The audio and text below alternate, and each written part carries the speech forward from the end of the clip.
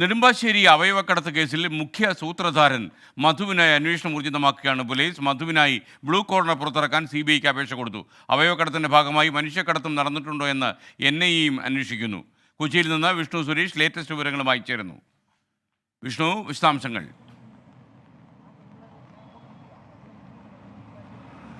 SKN അവയവക്കടത്തുമായി ബന്ധപ്പെട്ട് നിലവിൽ ഇതുവരെ 3 പ്രതികളെയാണ് അന്വേഷണ സംഘം പിടികൂടിയത്. പക്ഷേ ഇതിൽ മുഖ്യ ആൾ ഇറാനിലുള്ള കൊച്ചി സ്വദേശിയായ മധു ആണെന്ന് പോലീസ് അനുമാനിക്കുന്നുണ്ട്. മധുവിനെ തിരികെ നാട്ടിലേക്ക് എത്തിക്കാനുള്ള ശ്രമം ഊർജിതമാക്കുകയാണ് അന്വേഷണ സംഘം. അതിന്റെ ഭാഗമായാണ് നിലവിൽ CBIയോട് മധുവിനെ ഇങ്ങോട്ടേക്ക് എത്തിക്കുന്നതിന് വേണ്ടി ബ്ലൂ കോർണർ പുറത്തിറക്കണമെന്ന് ആവശ്യപ്പെട്ടൊരു അപേക്ഷ നൽകിയിരിക്കുന്നത്. കേന്ദ്ര ഏജൻസികൾക്കാണ് ബ്ലൂ കോർണർ പുറത്തിറക്കാനുള്ള അവകാശമുള്ള ഒരു പശ്ചാത്തലത്തിലാണ് CBIയെ സമീപിച്ചിരിക്കുന്നത്. ഒപ്പം ഈ കേസിന്റെ വിശദാംശങ്ങൾ നിലവിൽ NIAയും ചോദിച്ചിരിക്കുന്നു എന്നുള്ളതാണ് ഏറ്റവും പ്രധാനപ്പെട്ട കാര്യം. നേരത്തെ ഈ പ്രതികളിൽ ഒരാളായ സാബിത്തിനെ NIA ആദ്യഘട്ടത്തിൽ ചോദ്യം ചെയ്തിരുന്നു. പക്ഷേ ആ ഘട്ടത്തിൽ NIA കേസ് ഏറ്റെടുക്കുന്ന ഒരു സാഹചര്യവും ഉണ്ടായിരുന്നില്ല. പക്ഷേ നിലവിൽ അന്വേഷണം ഈ ഘട്ടത്തിൽ പുരോഗമിച്ച് ഒരു പരിധിവരെ എത്തിയിരിക്കുന്ന പശ്ചാത്തലത്തിലാണ് ഈ അവയവക്കടത്തുമായി ബന്ധപ്പെട്ട് ഏതെങ്കിലും തരത്തിലുള്ള മനുഷ്യക്കടത്ത് നടന്നിട്ടുണ്ടോ എന്ന വിഷയത്തിൽ NIA അന്വേഷണം ആരംഭിച്ചിരിക്കുന്നത്.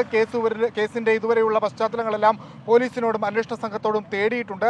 NIA കൂടി എത്തുകയാണെങ്കിൽ ഈ കേസ് മറ്റൊരു തരത്തിൽ കൂടി ചർച്ച ചെയ്യപ്പെടുമെന്നാണ് നിലവിൽ നമ്മൾ പ്രതീക്ഷിക്കുന്നത്.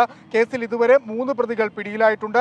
മധു കൂടി പിടിയിലാവുകയാണെങ്കിൽ 4 പ്രതികൾ ഈ കേസിൽ രജിസ്റ്റർ ചെയ്ത് 4 പ്രതികളും പിടിയിലാകുന്നു. അങ്ങനെ അന്വേഷണം വിപുലമാക്കി മുന്നോട്ട് കൊണ്ടുപോകാൻ തന്നെ തീരുമാനിച്ചിരിക്കുന്നു. ഇതര സംസ്ഥാനങ്ങളിലും പ്രത്യേക അന്വേഷണ സംഘത്തിന്റെ പരിശോധന ഇപ്പോഴും തുടരുകയാണ്. വിവരങ്ങൾ നൽകിയത്.